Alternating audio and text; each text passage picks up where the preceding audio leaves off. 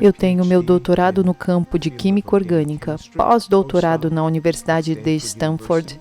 Eu me juntei ao grupo de homens que iriam ganhar o Prêmio Nobel em Química.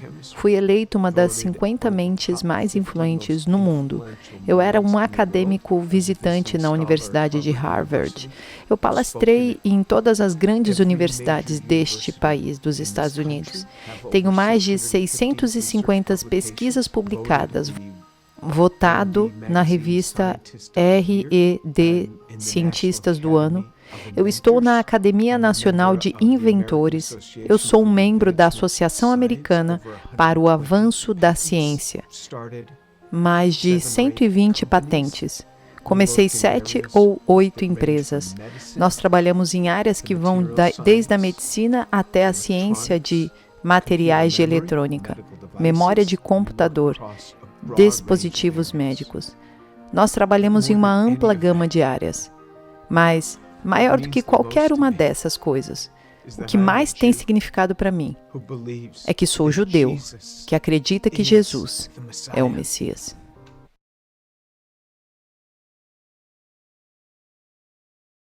Qual é a ideia de Jesus na mente judaica? Bem, Jesus é um cara gentil, loiro, com os olhos azuis, que você sabe, talvez ele fosse um bom professor aqui e ali, mas um judeu que errou, que se desviou do caminho e levou as nações atrás dele, a odiar Israel, a nos atacar e nos atormentar pelos últimos 2000 anos. É assim que eles o veem. E é tão ruim que é interessante, eu vou te contar um segredo. Quando eu estava na escola, quando criança, nós estudávamos matemáticas.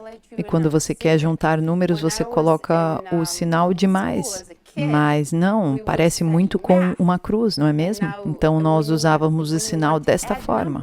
E quando eu perguntava por que este sinal de mais era diferente do normal, porque uma cruz é proibida, eles respondiam, e não poderia ser escrita nem mesmo nos livros de ensino para as crianças.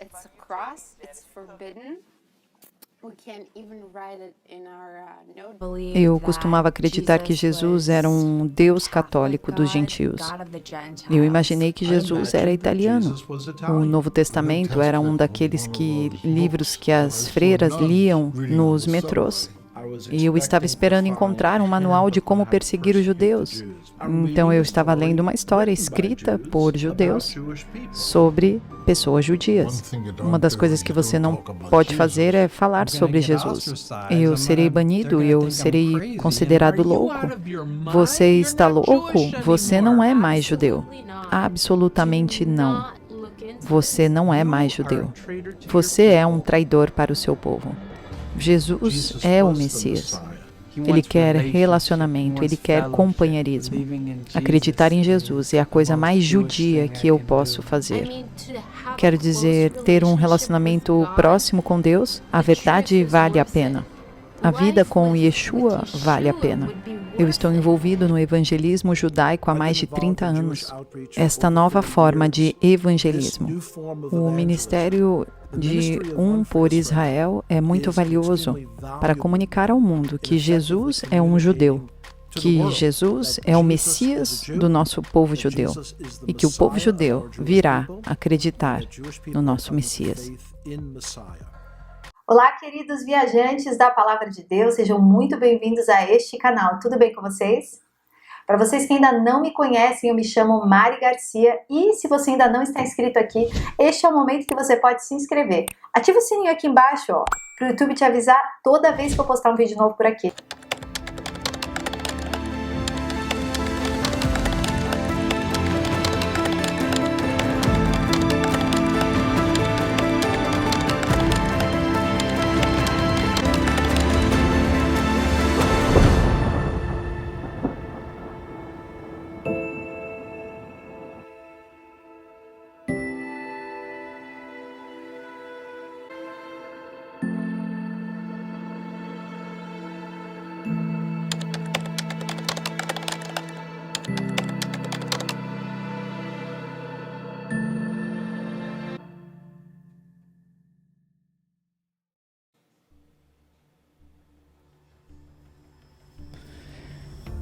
Nenhuma nação sofreu mais na terra do que Israel. A nação de Israel foi escolhida por Deus para ser uma nação única, no sentido de que seria uma teocracia, onde Deus seria o único Deus, e ele teria uma nação totalmente separada para ele, livre de idolatria e chamada para ser uma luz para outras nações, e um reino de sacerdotes, uma nação santa, refletindo a natureza e o caráter do próprio Deus, como uma luz brilhando em um mundo escuro e pecaminoso, distante do seu Criador, por causa de tanta idolatria de pecado e rebelião contra Deus. Em 1948, após quase 2000 anos de exílio, Israel renasceu como nação. Era uma nação nascida em um dia. Isaías 66, versículo 8. Quem já ouviu falar de uma coisa assim? Quem já viu isso acontecer? Pois, será que um país pode nascer num dia só? Uma nação aparece assim num instante? Mas foi isso mesmo que aconteceu com Sião. No entanto, atualmente a nação de Israel está afastada de Deus, e a maioria dos israelenses está vivendo vidas seculares. As religiões ortodoxas judaicas rejeitam o Messias fortemente, embora existam comunidades messiânicas também crescendo em Israel, onde o Senhor Jesus é honrado e adorado. De maneira geral, existe uma grande dureza de coração que prevalece em Israel. Romanos 11, 25. Meus irmãos, quero que vocês conheçam uma verdade secreta, para que não pensem que são muito sábios. A verdade é esta: a teimosia do povo de Israel não durará para sempre, mas somente até que o número completo de não-judeus venha para Deus. É assim que todo o povo de Israel será salvo. Como dizem as Escrituras Sagradas, o Redentor virá de Sião e tirará toda a maldade dos descendentes de Jacó. Eu, o Senhor, farei esta aliança com eles, quando tirar os seus pecados. Há apenas uma maneira de Deus atrair a atenção de Israel, e é fazendo-os passar pela vara da correção do pastor no deserto. Não um deserto só literal, mas uma experiência como nação, onde eles seriam despojados de toda a confiança em qualquer pessoa ou qualquer outra coisa, além da total confiança somente em Deus. É uma lição que Deus tem procurado ensinar a Israel desde o tempo em que eles estavam vagando no deserto, após a libertação do Egito. O deserto deve vir antes da terra prometida. Isso é verdade para todos os que querem servir ao Senhor. Ezequiel 20, versículo 35. Eu os levarei ao deserto das nações, e ali os julgarei cara a cara. Eu os condenarei agora, como condenei os seus antepassados no deserto do Sinai, diz o Senhor Deus. Eu os dominarei com firmeza e farei com que obedeçam à minha aliança. Tirarei do meio de vocês os que são rebeldes e pecadores. Eu os tirarei das terras onde agora estão vivendo, porém não os deixarei voltar à terra de Israel. Então eles ficarão sabendo que eu sou o Senhor. Amós 9, versículo 9. Vou dar ordem e vou separar os bons dos maus em Israel, como quem separa o trigo da casca, sem perder um só grão. Vão morrer na guerra todos os pecadores do meu povo, isto é, todos os que dizem: Deus não deixará que qualquer desastre chegue perto de nós. Hoje, Israel está de volta à terra como predito pelos profetas. No entanto, eles ainda precisam encontrar o Messias, que derramou seu sangue para redimir, salvar e purificar de toda a iniquidade, e para trazê-los à nova aliança selada para sempre em seu sangue. Zacarias 12, versículo 10. Naquele dia espalharei o espírito de bondade e de oração sobre os descendentes de Davi e sobre os outros moradores de Jerusalém. Eles olharão para aquele a quem atravessaram com a lança e chorarão a sua morte, como quem chora a morte do filho único. Chorarão amargamente, como quem chora a morte do filho mais velho. Esta foi a nova aliança feita com a casa de Israel e com a casa de Judá. Mateus 26, 28. Porque isto é o meu sangue, que é derramado em favor de muitos, para o perdão dos pecados, o sangue que garante a aliança feita por Deus com o seu povo. Jeremias 31, 31. o Senhor Deus diz: está chegando o tempo em que farei uma nova aliança com o povo de Israel e com o povo de Judá. Essa aliança não será como aquela que eu fiz com os antepassados deles, no dia em que os peguei pela mão e os tirei da terra do Egito. Embora eu fosse o Deus deles, eles quebraram a minha aliança. Sou eu, o Senhor, quem está falando. Quando este tempo chegar, farei com o povo de Israel esta aliança. Eu porei a minha lei na mente deles e no coração deles. A escreverei.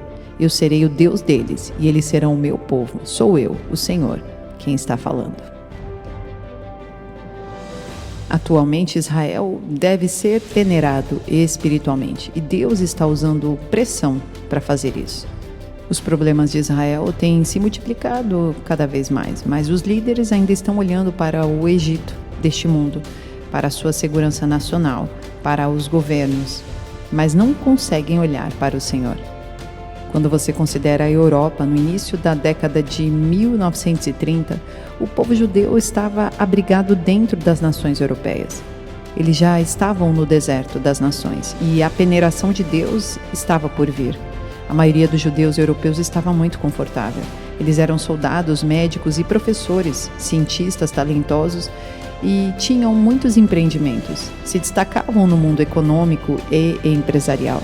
A maioria dos judeus europeus estavam tão integrados nas nações que não viriam ou optariam por não ver o regime nazista surgindo de maneira sombria e vindo atrás deles. Mesmo alguns sionistas tendo viajado pela Europa no início da década de 1930 para alertar os seus companheiros judeus e fazer com que eles pudessem imigrar de volta para Israel, eles simplesmente se recusaram a deixar os seus estilos de vida confortáveis e estabelecidos, que quase que de maneira geral não incluía o Senhor. Após isso, aconteceu o Holocausto, que foi um terrível genocídio, como se Deus estivesse permitindo as forças das trevas vindo contra Israel, de maneira muito triste, como resultado do seu comportamento, o povo escolhido de Deus. Jeremias 16:16, o Senhor Deus diz: mandarei vir muitos pescadores para pescarem esta gente. Depois mandarei vir muitos caçadores para os caçarem em todas as montanhas e lugares altos, e até nos buracos das rochas. Sou eu, o Senhor, quem está falando. Embora o Messias, nosso Senhor Jesus, tenha quebrado toda a maldição do pecado ao derramar o sangue na cruz, o povo judeu, em grande quantidade, rejeitou o Messias e assim permaneceu sobre a maldição da lei. Ainda vivendo no deserto, Deus não tinha outra maneira de usar este terrível tempo de perseguição para chamar a atenção do seu povo, para se voltar a Ele. A única maneira para que o poder do pecado seja quebrado em qualquer ser humano, seja judeu ou gentil, é através do arrependimento dos seus pecados e a escolha do Senhor Jesus como seu Salvador.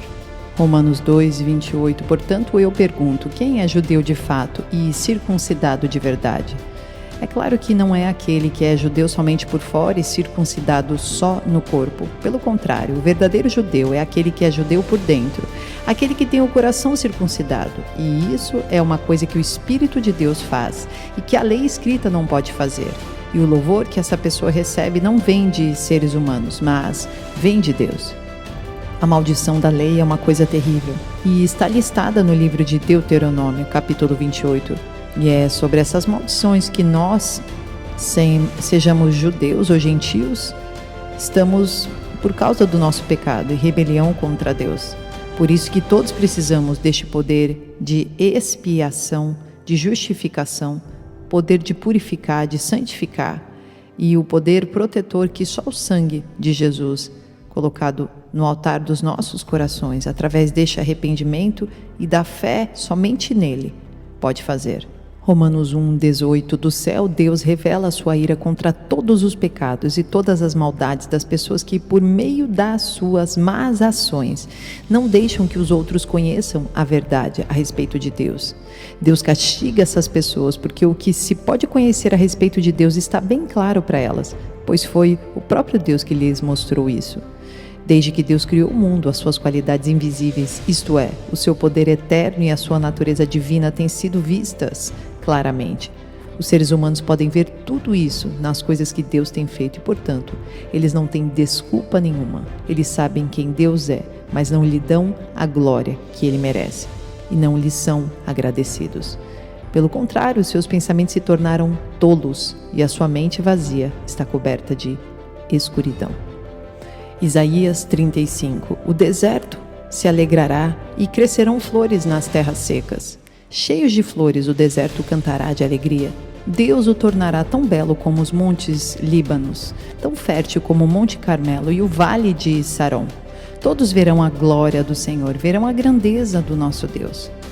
Fortaleçam as mãos cansadas, deem firmeza aos joelhos fracos. Digam aos desanimados: não tenham medo, animem-se, pois o nosso Deus está aqui. Ele vem para nos salvar, ele vem para castigar os nossos inimigos. Então os cegos verão e os surdos ouvirão, e os aleijados pularão e dançarão. E os mudos cantarão de alegria, pois fontes brotarão no deserto, e rios correrão pelas terras secas. A areia quente do deserto virará um lago, e haverá muitas fontes nas terras secas. Os lugares onde agora vivem os animais do deserto virarão brejos, onde crescerão taboas e juncos.